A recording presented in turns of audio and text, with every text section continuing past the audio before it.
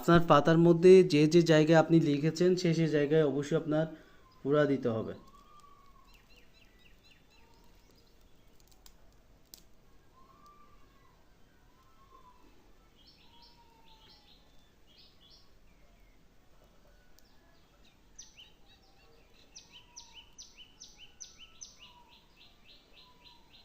আশা করি আপনারা বুঝতে পারছেন, বুঝতে কোনো অসুবিধা হয় নাই। যদি অসুবিধা হয় অবশ্যই কমেন্ট করবেন, কমেন্টে বুঝিয়ে দেওয়ার চেষ্টা করব। আমাদের হোয়াটসঅ্যাপ নাম্বার অথবা নাম্বার দেওয়া আছে স্ক্রিনে, নাম্বারে কন্ট্যাক্ট করবেন।